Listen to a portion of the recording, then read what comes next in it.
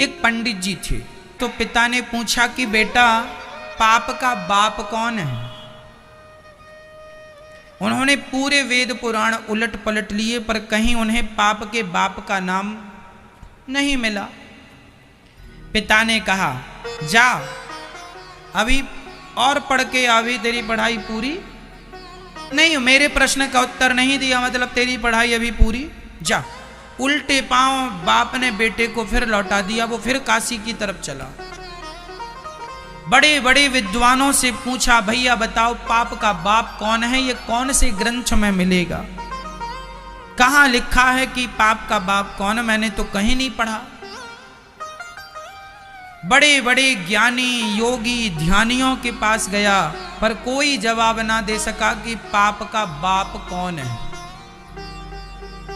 वो बालक थक गया, एक सुंदर सा घर था, उस दरवाजे में खड़ा होकर मांगता है पानी, भैया कब पानी मिलेगा।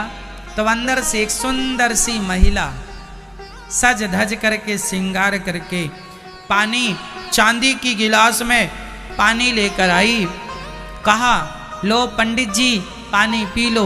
पंडित जी बहुत थके थे, वह बालक थका था और पानी गट गट गट गट करके पी लिया। और जब पानी पिया तो पूछा कि ये घर किसका है, तो उसने कहा ये घर वैश्या का है, इस घर में वैश्या रहती है। अब पंडित जी अपना पानी बाहर निकालने लगे, निकल पानी, वैश्या का पानी मैंने पी लिया। तुमने बताया नहीं कि घर वैश्या का, मैं कभी पानी ना पीता वैश्या के घर का, मेरा धर्म बिगाड़ दिया। उस महिला ने कहा पंडित जी अब धर्म तो देखो बिगड़ ही गया, गर्मी बहुत है, आओ अंदर बैठ जाओ। छाया तुमने पूछ लिया होता पहले तो हमने बता दिया होता, पर तुमने पूछा नहीं, तुमने पानी पीने के बाद पूछा तो हमने, आपने पानी मांगा, हमारा धर्म था पानी देना, दिया। गर्मी बहुत है, कहीं छाया नहीं, आओ थोड़ी देर बैठ जाओ। पंडित जी बोले चलो ठीक है बैठ जाते हैं, पर हमें प्रायश्चित करना पड़ेगा, तुम्हारा पानी पी लिया वैश्याओं के घर का, हटो यहां से। वैश्या अंदर गई, अंदर से लड्डू लेकर आई। पंडित जी पानी तो पी ही लिया, बैठे ही हो, भूख लगी होगी, जरा दो चार लड्डू खा लो। पंडित जी बोले राम राम राम, तुझ वैश्या के हाथ का हम लड्डू खाएंगे। वैश्या ने सोने का एक सिक्का रख दिया, अच्छा एक काम करो, एक लड्डू खाओ एक सिक्का देंगे। जब आप पानी पी ही चुके हैं और पानी का प्रायश्चित करेंगे तो लगे हाथ लड्डू का भी कर लेना। और ये जो सोने का सिक्का है ना, पैसा, ये आपके रास्ते में आपको बहुत काम करेगा। पर ये बताओ आप जा कहां रहे हो? हम काशी जा रहे हैं, क्यों? हमें पता लगाना है कि पाप का बाप कौन है। वैश्या ने कहा बस ये प्रश्न तो हम ही उत्तर दे देंगे इसका।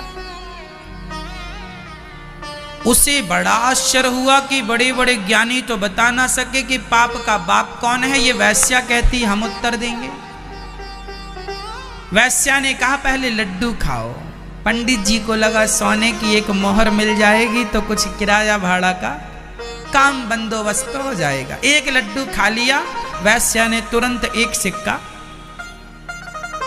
रख दिया। दूसरा से लड्डू वैश्या ने कहा अब एक और खा लो। पंडित जी ने कहा एक खा लिया बहुत है, अब इसी का प्रायश्चित करना पड़ेगा, नहीं तुम्हारे हाथ का नहीं खाएंगे, तुम वैश्या हो। अरे महाराज गुस्सा काहे को होते हैं, एक लड्डू पर दो मोहरें हैं। अब एक लड्डू पर एक मोहर थी, अब एक लड्डू पर दो। पंडित जी बोले एक पे दो है, कोई बात नहीं, प्रायश्चित कर लेंगे, चलो ला। एक और खा लिया। वैश्या ने तीसरा पकड़ाया, तीसरा लड्डू खाओ।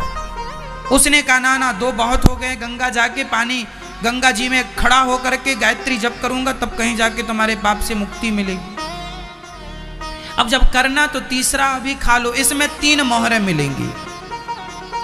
पंडित जी लड्डू खाते गए। वो वैश्या मोहरें देती गई। अंत में पंडित जी जाने लगे। वैश्या ने कहा, महाराज प्रश्न का उत्तर मिला कि नहीं? बोले नहीं मिला, काशी में जाके पता लगाऊंगा।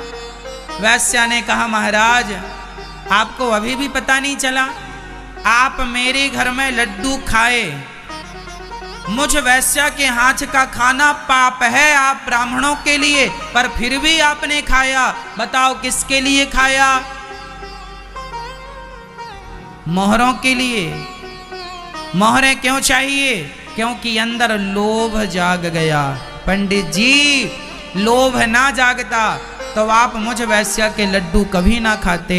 आप पाप तभी करते हैं जब आपके अंदर लोभ जागता है, इसलिए पाप का बाप लोभ। ये वैश्या ने ज्ञान दिया। पंडित जी उसके चरणों में गिर पड़े। माता धन्य हो तुमने हमारी आंखें खोल दी। सच्ची कहा तुमने, तुम्हारे लोभ पर हम, भले तुम वैश्या हो पर तुमने हमें वो सिखाया कि बड़े बड़े ज्ञानियों ने भी हमें वो शिक्षा ना दी। अंत में घर गए, उन्होंने पिता से कहा पाप का बाप लोभ है। पिता ने हृदय से लगाया। कहने का तात्पर्य यह है कि आप कभी लोभ ना करिए। इस लोभ पर संतों ने एक दोहा लिखा, मक्खी गुड़ में गड़ी रहे, पंख रहे लिपटाय, हाथ मलहे और सिर धोने, लालच बुरी बलाय। कहावत भी है लालच बुरी, इसलिए लालच ना करना, लोभ ना करना, नहीं तो पाप होगा।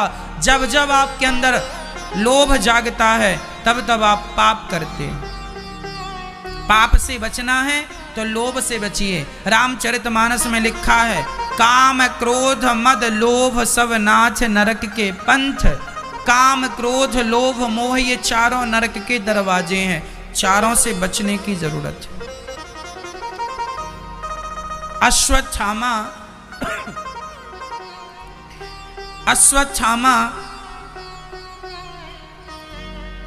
5 बच्चों को मार के चले। दुर्योधन ने देखा कि पांडव नहीं पुत्र हैं, दुर्योधन तो मर गया। अर्जुन ने जाकर अश्वत्थामा को पकड़ना चाहा, ब्रह्मास्त्र चला दिया। भगवान की शरण में आके अर्जुन बोले, हे प्रभु रक्षा करो। भगवान ने कहा आप भी ब्रह्मास्त्र चलाओ। अर्जुन ने चलाया, दोनों टकरा जाते तो प्रलय हो जाता। शांत किया और अश्वत्थामा को पकड़कर द्रौपदी के सामने खड़ा किया। द्रौपदी आपके पुत्र का हत्यारा आपके सामने है, जो दंड देना है दे दो। यह हत्यारा है। द्रौपदी कहती हैं छोड़ दो। क्यों छोड़ दें? दया धर्म का मूल है, पाप मूल अभिमान। तुलसी दया न छोड़िए जब तक घट में प्राण। दया हमें कभी नहीं छोड़नी चाहिए। दया धर्म का मूल है, पाप मूल अभिमान। जब तक शरीर में प्राण है तब तक दया करनी चाहिए। द्रौपदी एक माँ है और भला माँ में दया ना हो कैसे संभव है? मैया जी दया तो होनी चाहिए। अच्छा बताओ, माँ के अंदर दया होती है कि नहीं? माँ के अंदर करुणा होती है कि नहीं? अंत में लखपति को ना धेला जुड़ा, हंस जब भी उड़ा तो अकेला उड़ा। कुछ नहीं बचा इस धरती में। तुम्हारा बचा क्या? कल मैया आप जब जवान थी तब आप 5 रोटियां 10 रोटियां दिन में खा लिया करती थी। दिन भर काम करती थी, दौड़ती थी, फिर भी थकती नहीं थी। और आज 4 सीढ़ियां चढ़ लेती हो तो सांस भरने लगती है। वो भी तुम्हारा ही वक्त था, ये भी तुम्हारा ही वक्त है। देख लो ना, ये है समय। देखा आपने, है ना? कई लोग बड़ी अकड़ रखते हैं, बड़ा अहंकार करते हैं, मैं ये मैं वो। मुझे पता है ये अकड़ थोड़े दिन की है। 2021 में अकड़ लोगे, 2030 में अकड़ लोगे, 2035 में अकड़ लोगे, 40 आते आते ढलने लग जाओगे। 12 बजे सूर्य भगवान गर्म होते हैं, 1 बजे भी गर्म होते हैं, 2 बजे भी गर्म होते हैं, 3 बजते ही जरा सूर्य भगवान की गर्मी भी ठंडी होने लगती है। जब अकड़ सूर्य भगवान की नहीं चली तो गर्मी तुम्हारी और हमारी क्या चलेगी? अकड़ तुम्हारी और हमारी चलेगी। चढ़ता सूरज धीरे धीरे ढलता है, ढल जाएगा। यदि सूर्य ढल गया तो तुम्हारा वक्त भी ढल जाएगा, तुम्हारा लड़कपन भी ढल जाता है, तुम्हारी जवानी भी ढल जाती है और तुम्हारा बुढ़ापा भी ढल जाता है।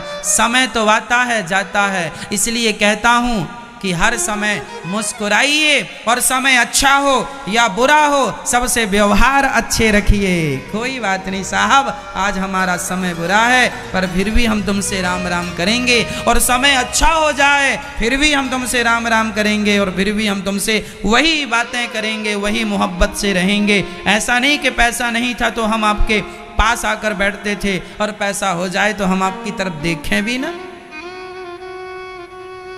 इसलिए समय बदलता है, ये सत्य है, लेकिन तुम ना बदल जाना।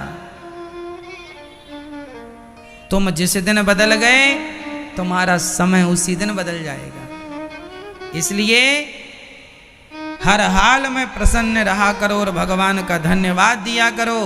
अकड़ किसकी रही है कि तुम्हारी और हमारी रहेगी? जवानी किसकी रही है कि तुम्हारी और हमारी रहेगी? पैसा किसका रहा है कि तुम्हारा और हमारा रहेगा? बताओ, जो कल तक बड़े करोड़पति अरबपति हुआ करते थे आज लाले पड़े हैं कि नहीं? हाँ या ना? और जिनके पास कुछ नहीं था आज वो रईस हो गए। ये समय ने परिकरवट ऐसी ली, उल्टा हो गया। जिनके पास सब कुछ था आज उनके पास कुछ नहीं है, और जिनके पास कुछ नहीं था आज उनके पास। ये प्रकृति है, पृथ्वी गोल है, बस ये समझो। सबको अवसर मिलेगा, सबको मौका मिलेगा। सब्र रखो, परमात्मा में विश्वास रखो, आएगा तुम्हारा वक्त भी आएगा। धैर्य रखो।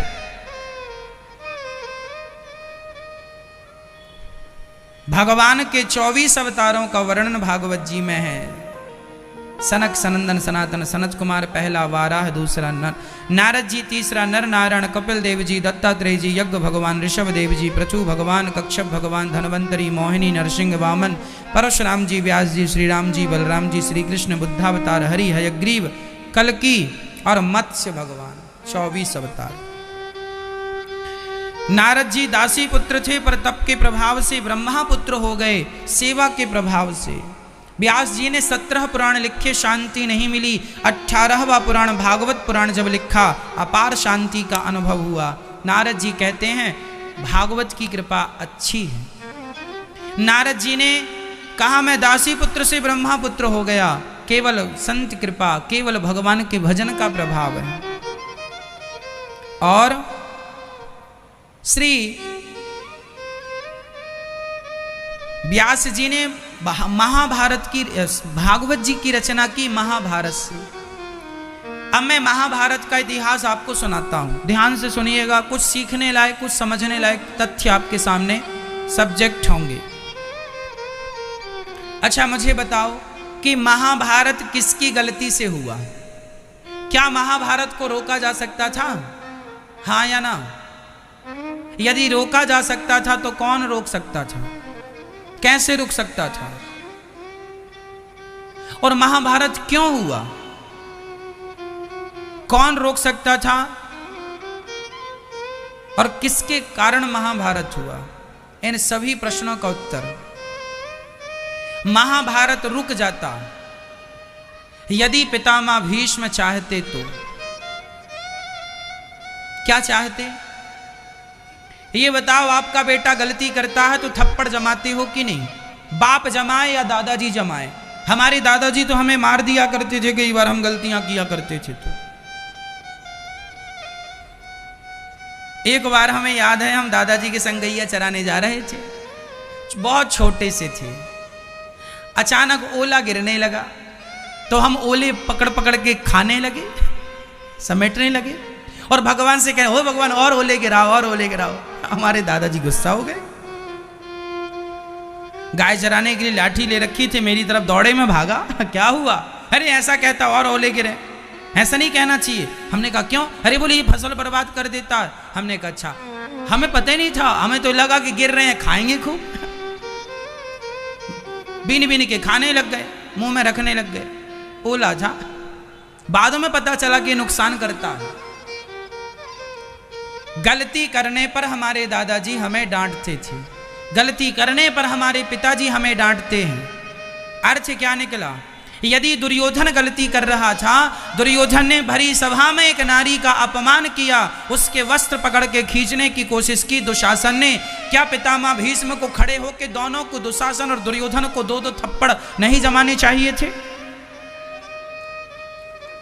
यदि पितामह भीष्म दो चार थप्पड़ जमा देते मैया, और मैं तो कहता हूं कि पितामह भीष्म दुर्योधन को मार डालते। यदि दुर्योधन को मार डालते, नहीं मारते तो देश से निकाल देते, नहीं निकालते तो गाल में दो चार थप्पड़ तो जमा ही देते। यदि इतना कर देते तो महाभारत रुक जाता। लेकिन जब बच्चों का अपराध बड़े देखते हैं और चुप्पी साधे बैठते हैं, तब जाकर के महाभारत होता है मेरी मां। जब बच्चों की गलतियां बड़े देख कर भी चुप रहे।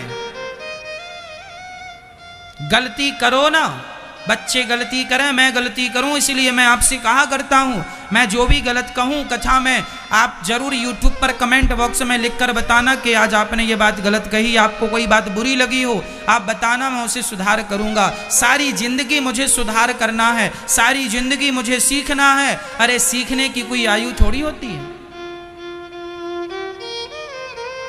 जब तक प्राण है तब तक सीखो, और सीखना बंद तो जीतना बंद। तब तक जीतोगे जब तक सीखोगे। सीखते रहो, सीखते रहो, सीखते रहो।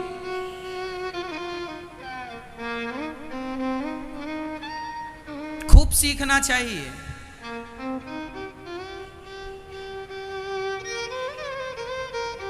खूब पढ़ना चाहिए। सीखने का कोई कार्यकाल नहीं होता कि अब तक सीख लिया अब नहीं सीखेंगे ना। खूब कल भी सीखा, आज भी सीखो, परसों भी सीखेंगे, आने वाले वक्त में रोज सीखेंगे। सुंदर पिचई जो गूगल के CEO हैं, उनके बारे में मैंने पढ़ा कि वो आदमी दिन रात पढ़ता था। सब्जी खरीदने जाता था तो पीछे बैठकर जाता था, या किसी भी प्रकार से सब्जी तौलने वाला सब्जी तौल रहा था, उतनी देर में वो कुछ ना कुछ खोल के पढ़ने लग जाता था। ये उसने बताया अपने इंटरव्यू में। आदमी के अंदर ना एक जुनून होता है कुछ करने का। ये गूगल का CEO जानते हैं, बहुत बड़ा योगदान है गूगल के लिए इसका। आज गूगल की पहचान यदि किसी से है तो सुंदर पिचई से है। पढ़ाई, आप अपने जीवन में यदि कुछ करना चाहते हैं तो आप अपनी सफलता के लिए अपने आप को डुबा दीजिए, डुबा दीजिए। माइक्रोसॉफ्ट के जो मालिक हैं, आज दुनिया के सबसे अमीर में उनका नाम है। माइक्रोसॉफ्ट के जो मालिक हैं, उनके बारे में मैंने पढ़ा कि वो जूता पहन के सोते थे। किसी ने कहा क्यों जी आप जूता पहन के सोते हैं?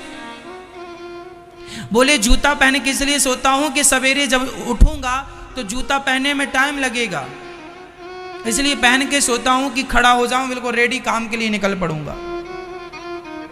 काम का ऐसा जुनून के काम करना है, काम करना, काम करना है, काम करना है। आज वह व्यक्ति दुनिया का सबसे अमीर व्यक्ति है, माइक्रोसॉफ्ट कंपनी का जो मालिक है, बिल गेट्स नाम है, बिल गेट्स। जीवन में आदमी यूं ही सफल नहीं हो जाता, उसकी सफलता के पीछे उसकी कड़ी मेहनत। यदि आप मेहनत करने को तैयार हैं तो सफलताएं आपके भी कदम चूमेंगी। नहीं करना चाहते मेहनत तो नमक रोटी तो दाल रोटी तो चल ही रही है, फिर तो चल ही रही है जो चल रहा है। बलिदान देना पड़ता है, मेहनत करनी पड़ती है।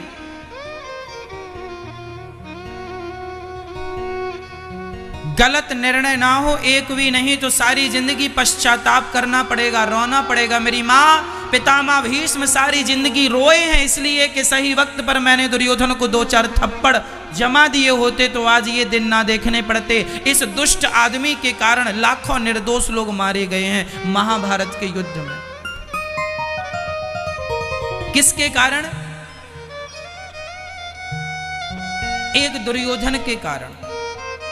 और दुर्योधन बस नहीं, महाभारत में सबसे बड़ी भूमिका 2 लोगों की है, बाप और बेटे की। बाप कौन?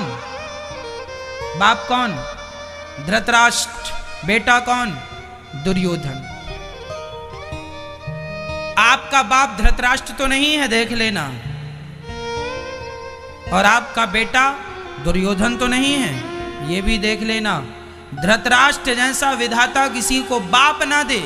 अब बताओ, ऐसा बाप था कि बैठा वहीं सभा में और बेटा साड़ी उतार रहा है महिला की।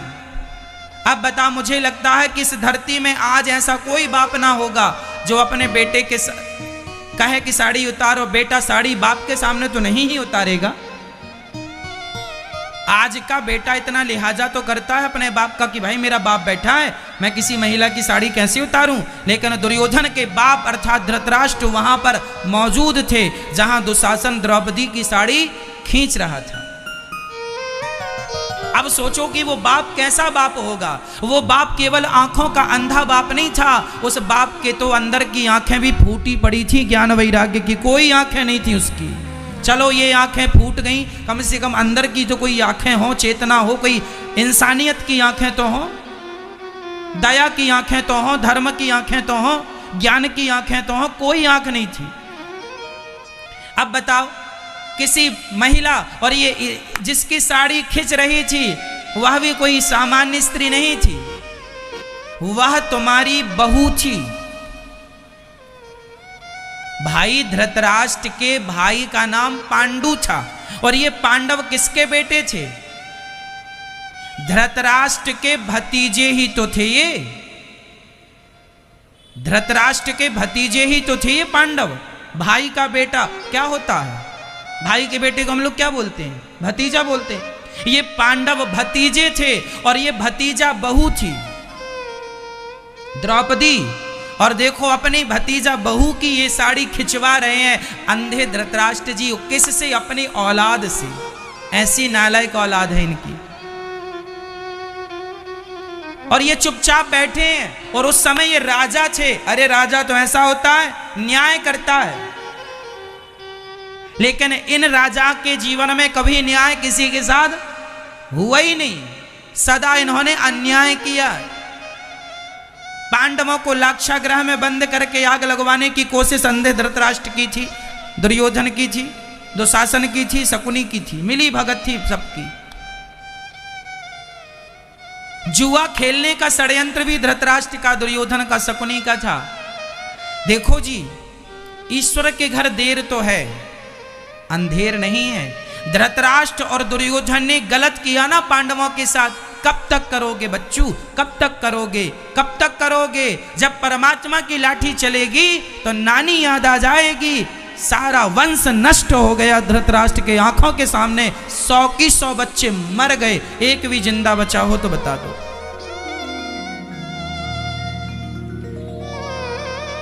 मैया, पाप का अंत होता है, तुम कर लो, बड़ा मजा आता है पाप करने में।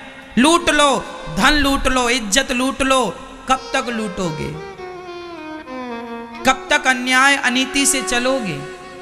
कितने दिन खैर मनाओगे? परिणाम बुरा है। न्याय हुआ, सिर्फ कौरव नहीं मारे गए, कौरवों का सहयोग जिन जिन लोगों ने किया था सब मारे गए। चाहे पितामह भीष्म हो, चाहे गुरु द्रोणाचार्य हो, चाहे दानवीर कर्ण हो। ये लोग बहुत धर्मात्मा थे तीनों, लेकिन चूंकि दुर्योधन जैसे गलत आदमी के साथ खड़े थे इसलिए सब मारे गए। गलती करना भी गलत है और गलत व्यक्ति का साथ देना भी गलत। इस इतिहास से तुम्हें और हमें यह सीखना चाहिए कि बेटा गलती करे तो बाप को 2 थप्पड़ जरूर जमाना चाहिए। अंधे धृतराष्ट्र होके ना बैठ जाना और आज अपना मुआयना कर लो, अपनी एक बार अपनी ओर देख लो कि कहीं तुम धृतराष्ट्र तो नहीं हो, तुम्हारे बच्चे गलत कर रहे हो, तुम चुपचाप बैठे हो। यदि तुमने गलत का साथ दिया, रोने वाला भी नहीं बचेगा।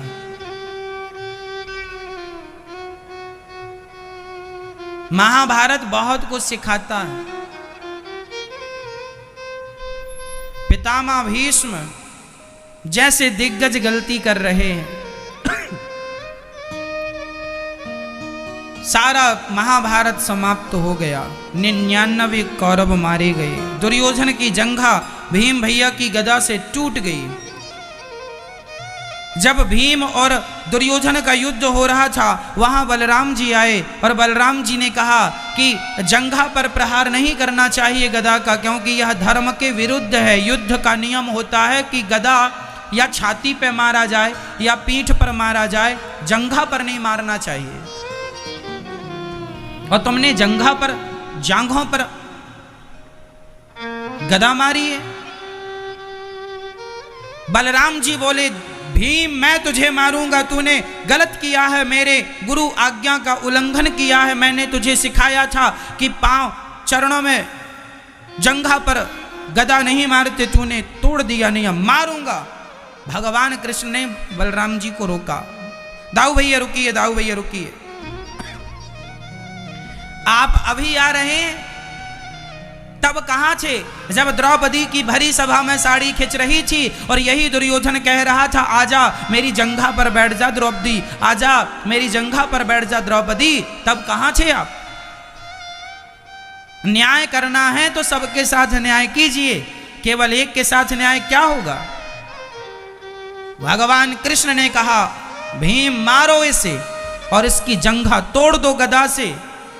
बलराम भैया ने कहा, यह तो युद्ध के नियम के खिलाफ है, ये तो अधर्म है। तब भगवान श्री कृष्ण ने कहा, दाऊ भैया इस दुर्योधन से पूछो कि इसने कब कब कहां कहां धर्म का ख्याल रखा है। इसने अभिमन्यु को मारा है, एक महारथी से एक ही महारथी लड़ेगा, ये युद्ध का नियम था, लेकिन अभिमन्यु से 7 महारथियों ने एक साथ लड़ाई की है। क्या इन्होंने धर्म का पालन किया? क्या एक स्त्री को अपनी किसी दूसरे की पत्नी को अपनी जांघ में बैठने का निमंत्रण देना, क्या यह धर्म था? जब इसने धर्म का पालन नहीं किया गया तो इसके लिए भी धर्म का पालन नहीं किया जाएगा।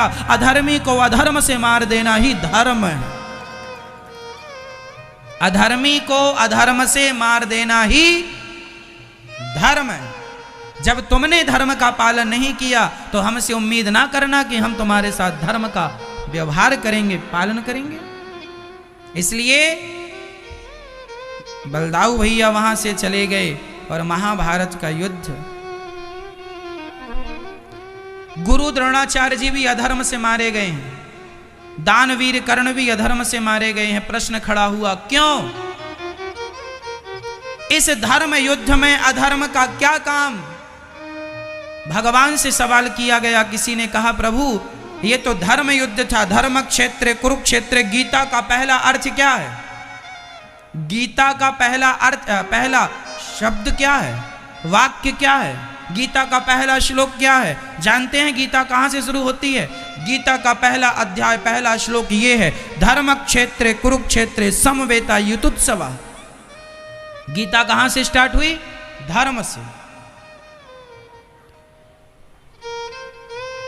परंतु एक बात और है, धर्म केवल पांडवों के पास था।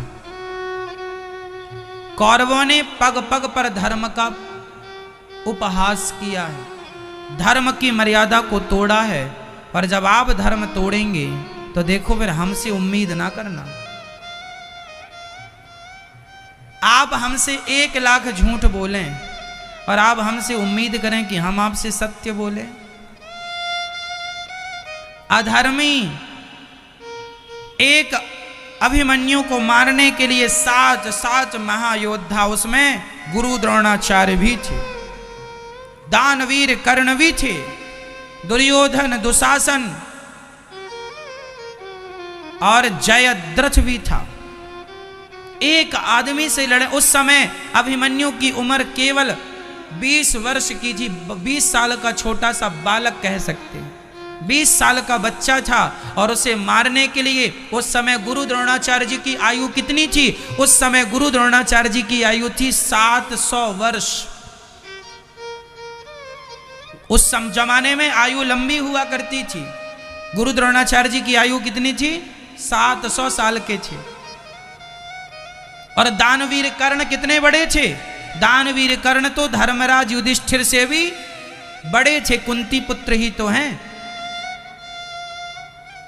और ये खुद का भतीजा कर्ण को पता था कि अभिमन्यु कौन है।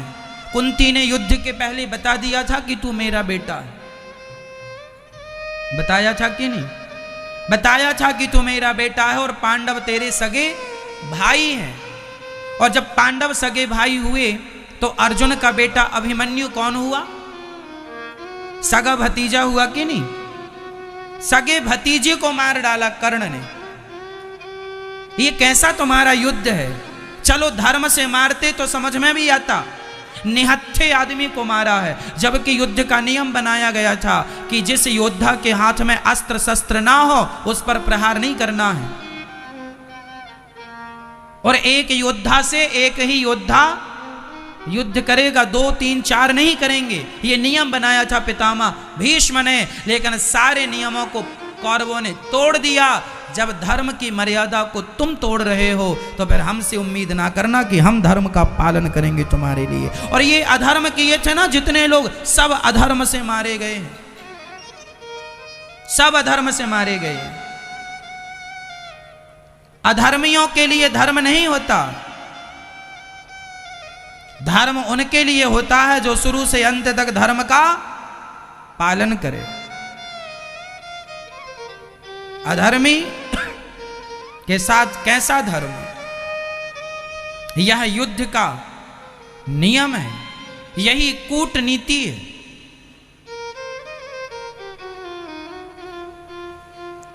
दुर्योधन तड़प रहा है, मौत आ जाती तो मर जाता, मौत आ जाती, कहां मौत आती है जल्दी से। तड़प रहा, जंघा टूटी पड़ी है। गुरु द्रोणाचार्य का पुत्र अश्वत्थामा आया। अश्वत्थामा बोला मैं आपकी क्या मदद करूं? कहा कि मेरे से पांडव एक भी ना मर सके, मैं पांडवों को मरा हुआ देखना चाहता हूं। अश्वत्थामा चले पांडवों को मारने के लिए। जिनके रक्षक भगवान है, भला उन्हें कौन मारेगा, पर फिर भी चल रहे हैं। रात्रि के समय पांडवों को भगवान ने उठाकर दूसरे शिविर में सुला दिया। भगवान देखो कितनी बड़ी रक्षा करते हैं अपने भक्तों की। पांडवों को दूसरे शिविर में सुला दिया। द्रौपदी के 5 बच्चे वहां आकर सो गए और अश्वत्थामा ने 5 बच्चों को पांडव समझकर 5 का सिर काट लिया। ये इतने बड़े आता था। ये देखो भले ज्ञानी है, ये गुरु द्रोणाचार्य जी का बेटा है। अश्वत्थामा कोई सामान्य ऐरा गहरा नत्थु खैरा नहीं है, पढ़े लिखे लोग हैं, सब विद्वान हैं, समझदार हैं। ये धर्म अधर्म की परिभाषा बहुत अच्छी जानते हैं। ये जानते हैं कि धर्म क्या है और अधर्म सब जानते हैं। लेकिन आदमी के अंदर जब लालच सवार होता है ना, लोभ, बताओ पाप का बाप कौन है? पाप के पिताजी कौन? मैया, आपके पिताजी का हम नहीं पूछ रहे हैं, पाप के कौन है बताओ? मैया बताओ, पाप का बाप कौन? मैया।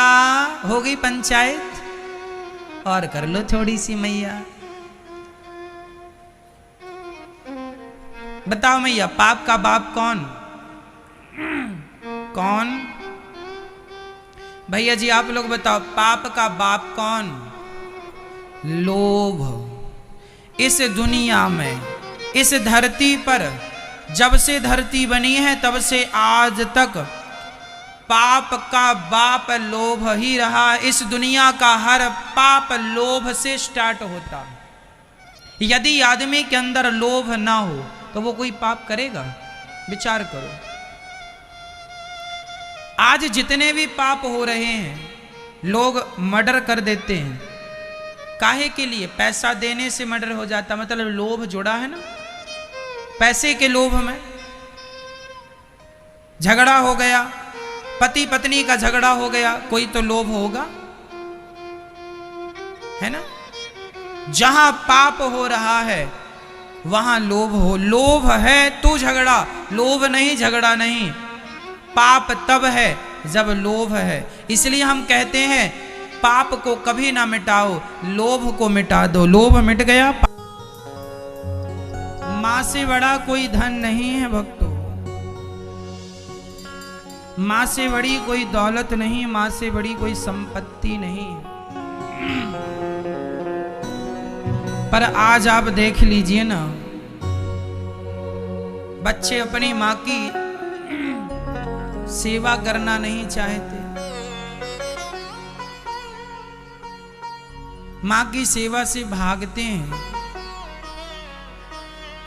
जिस मां ने बेटे के लिए क्या ना किया, आज वही मां बच्चे के होते हुए भी दर दर की ठोकर खा रही है।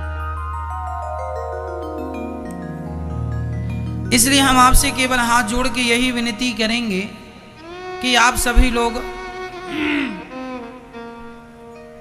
अच्छा मुझे ये बताओ मैया, भगवान को खुश करना जरूरी है कि माँ बाप को?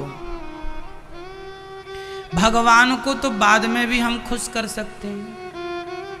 कहाँ जा रहे हैं भाग के भगवान?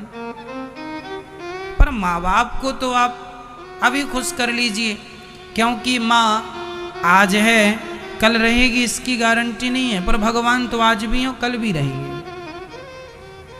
इसलिए मंदिर में जाकर आरती उतारने से अच्छा है अपनी माँ को ही बिठाओ, उसे ही भगवान मानो और उसकी आरती उतारो।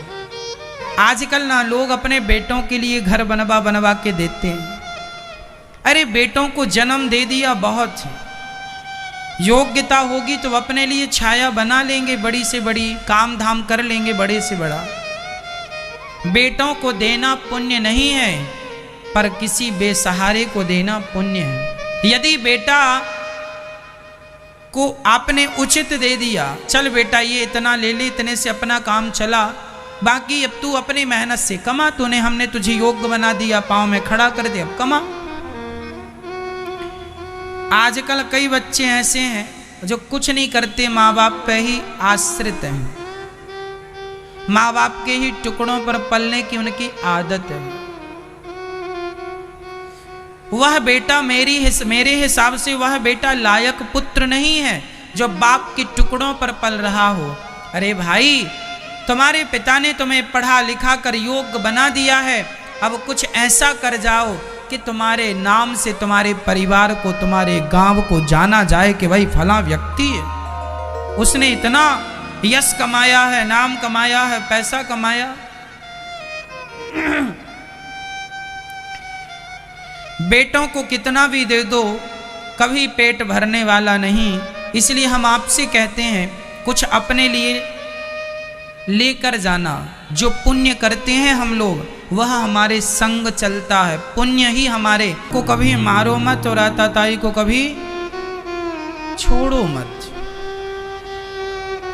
कुछ ऐसा करो कि दोनों काम हो जाएं।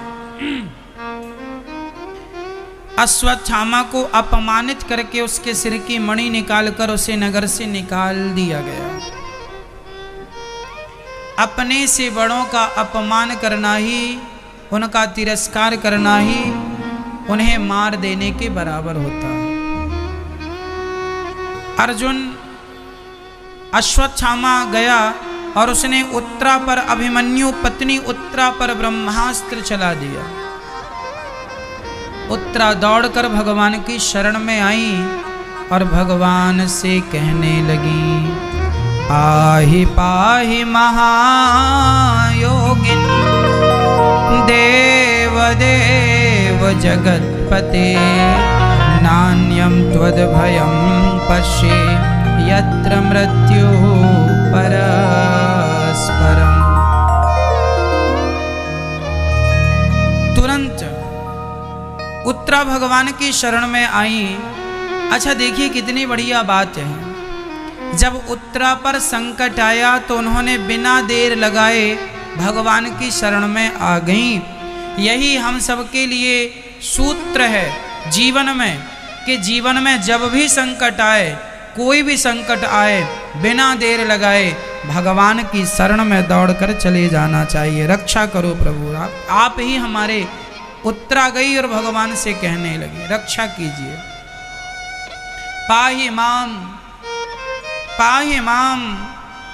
भगवान ने उत्तरा के गर्भ की रक्षा की और उत्तरा प्रसन्न होकर चली गई। जब भगवान द्वारिका जाने लगे तब कुंती ने भगवान से हाथ जोड़कर कहा, कृष्णाय वासुदेवाय देवकी नंदनाय च नंद गोप कुमाराय गोविंदाय नमो नमः।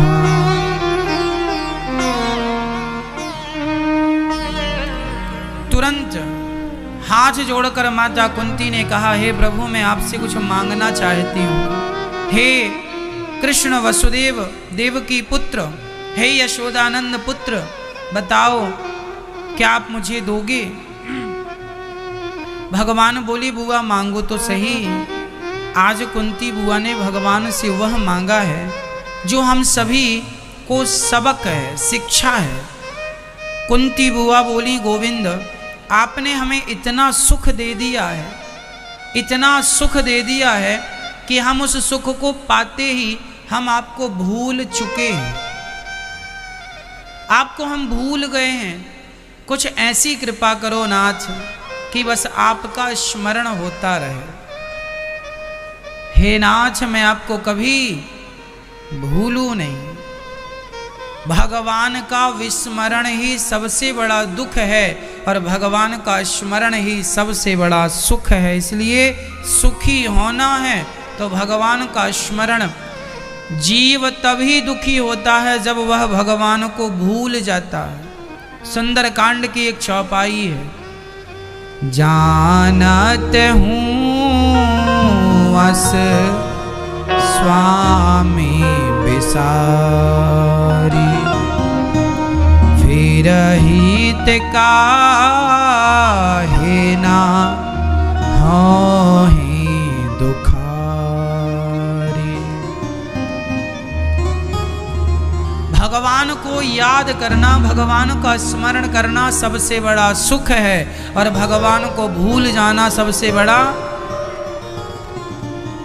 कुंती बुआ ने कहा हमें ऐसी कृपा करो, हमें विपत्ति विपदः सन्तु नः शश्वत तत्र तत्र जगद्गुरो भवतो दर्शनं यत् स्यात् अपुनर्भव दर्शनम्। माता कुंती ने कहा, हे श्याम सुंदर ऐसी कृपा करो कि आपका स्मरण होता रहे, हमें विपत्ति दे दो। कन्हैया बोले, माँ जब से होश संभाला है आपने सिवाय दुख के कुछ नहीं पाया, पर अब सुख के समय पे भी दुख मांगती हो। कुंती बुआ ने कहा, कन्हैया जब जब जीवन में दुख आए हैं तब तब दुख से बचाने आप आए हैं और इसी बहाने बार बार मुझे आपका दर्शन करने का अवसर मिला है। और जब से सुख आया है आप एक बार नहीं आए। ऐसे सुख का क्या करूं जिस सुख में भगवान का दर्शन ना हो। ऐसे सुख पर पत्थर पड़े जो कृष्ण हृदय से जाए, बलिहारी व दुख की जो पल पल नाम जपाए। क्या करूंगा ऐसे, क्या करूंगी ऐसे सुख का।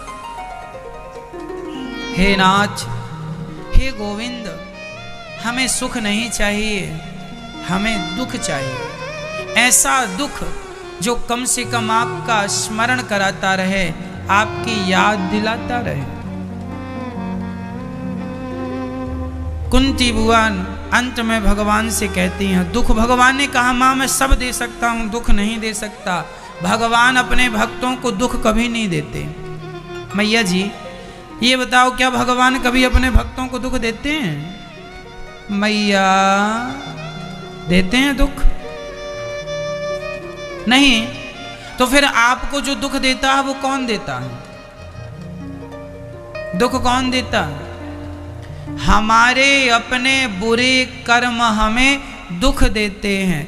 कोई किसी को सुख नहीं देता, कोई किसी को दुख नहीं देता। हर व्यक्ति अपने कर्मों के अधीन है और वह सुख या दुख भोगता है। समझ में आ रहा है? इसलिए कोई नहीं दे रहा है किसी को सुख दुख। भगवान किसी को दुख नहीं देते। आदमी अपने कर्मों से दुख पाता है, भगवान तो उसका दुख कृपा से कम करते हैं। भगवान ने कहा मां मैं दुख नहीं दूंगा। तब कुंती बुआ ने दूसरी चीज मांगी, हे नाथ फिर ऐसी कृपा करो कि मैं आपको कभी भूलूं नहीं। बोलो हे नाथ मैं आपको कभी भूलूं नहीं। हे नाथ मैं आपको कभी भूलूं नहीं। हे पतित पावन, हे करुणा निधान।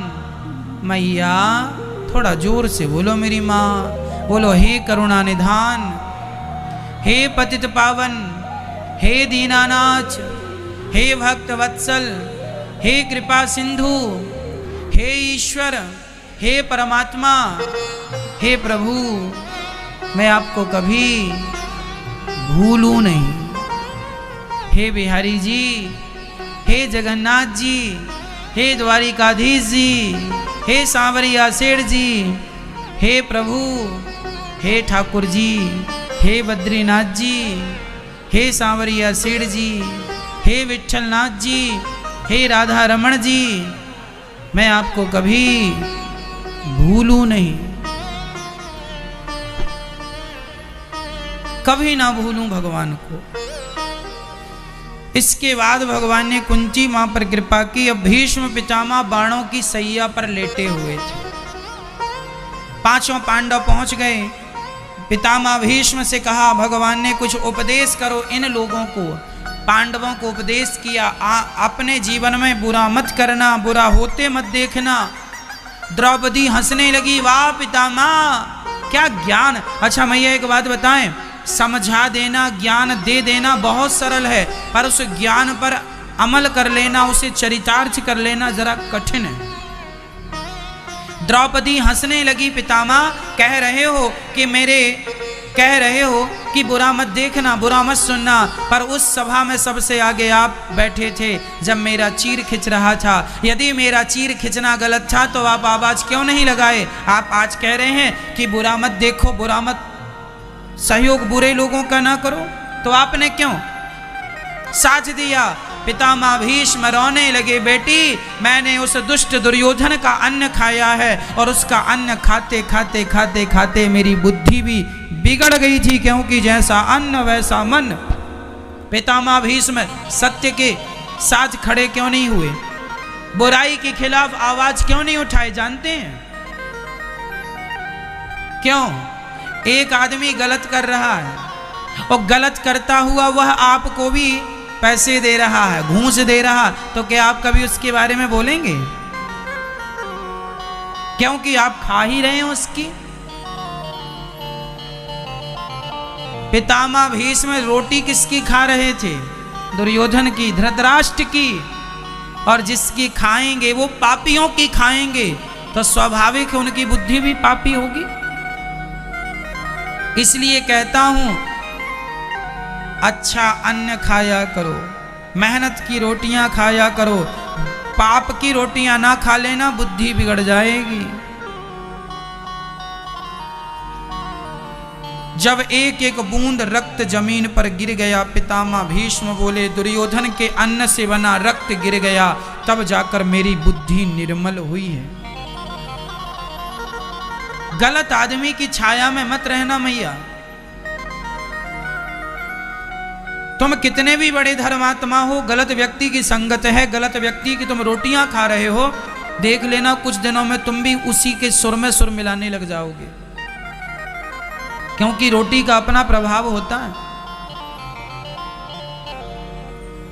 एक साधु थे, एक साधु थे, वह जा रहे थे, एक बहुत बड़ा सेठ बैठा था। सेठ जी ने साधु को देखा, आइए महाराज जी बैठिए, क्या खाएंगे, बिठाया, सम्मान, साधु सेवा कर रहा था वो। संत जी बैठ गए, उसने संत जी को दूध पिलाया, संत जी को रबड़ी खिलाई, संत जी को और दान दक्षिणा दी। और संत जी जाने लगे तो वहाँ 100 की एक गड्डी पड़ी थी, 10,000 रुपये पड़े थे। संत जी को लगा पड़े हैं, उठाकर संत जी ने झोली में रख लिया, चल पड़े। सेठ को लगा कि भाई यहाँ पैसे पड़े थे, कहाँ चले गए, लगता मेरे नौकरों ने चोरी कर ली। सारे नौकरों को खड़ा किया, क्यों रे तूने चोरी की? यहाँ या तुम थे या साधु थे, तो साधु तो ले नहीं जा सकता और तुम लगता चुरा लिए। वो बोल रहे हैं महाराज मैं तो आपके संग बरसों से काम करता हूँ, मैंने चोरी नहीं की। सेठ बड़ा परेशान, फिर 10,000 कहाँ चले गए। रात बीत गई, सवेरे संत जी आए और सेठ से बोले, सेठ जी ये अपने 10,000 ले लो। अच्छा महाराज जी आप लेके गए थे? हाँ मैं लेके गया था। तो आप लेके क्यों गए? अरे भाई तूने रबड़ी खवाई थी ना, तूने अपना भोजन करा दिया ना मुझे। और सच्ची बताना, तू यहां बैठ के चोरी करता है कि नहीं? तू जब किराने की दुकान पर किसी को तौलता है सामान ना, थोड़ा थोड़ा कम तौलता है, सच्ची बताना चोरी करता है कि नहीं? सेठ ने कहा महाराज मैं आपसे झूठ नहीं बोलूंगा, मैं चोरी करता हूं। 1 किलो का पैसा लेता हूं, 900 ग्राम सामान देता हूं। मैं 100 ग्राम की चोरी कर लेता हूं और ऐसे कर करके मैंने करोड़ों बनाए। संत जी ने कहा तुझ जैसे चोर की मैंने रोटियां खाई तो मेरे अंदर भी चोरी करने का विचार आ गया। मैं जब गया भजन पूजन किया और तेरे अंदर का अन्न मेरे शरीर से बाहर निकला, तब जाकर मेरी बुद्धि पवित्र हुई और मैंने सोचा राम राम मुझसे चोरी का अपराध हो गया, ये रख तेरे पैसे। आज पूज्य श्री अनिरुद्धाचार्य जी महाराज ने हम सभी लोगों को बहुत ही उत्तम एवं शिक्षाप्रद कथा सुनाई है। आशा करता हूं कि इस शिक्षाप्रद कथा से हम सभी लोग कुछ न कुछ शिक्षा अवश्य ग्रहण करेंगे और अपने जीवन को सुखी और सात्विक बनाने का प्रयास करेंगे। मित्रों, अगर आपको यह शिक्षाप्रद कथा पसंद आई हो तो वीडियो को लाइक करें और अधिक से अधिक लोगों को शेयर भी करें, जिससे और भी लोग महाराज जी की इस शिक्षाप्रद कथा से शिक्षा लेकर अपने जीवन को सुखी बना सकें। मित्रों, अगर आपने अभी तक हमारे चैनल को सब्सक्राइब नहीं किया है तो हमारे चैनल को तुरंत सब्सक्राइब भी कर लें, जिससे आपको नोटिफिकेशन के माध्यम से महाराज जी के शिक्षाप्रद कथा तुरंत प्राप्त हो सकें। मित्रों, तो कल फिर किसी शिक्षाप्रद कथा के साथ आप लोगों के समक्ष प्रस्तुत होंगे। तब तक के लिए जय श्री राधे।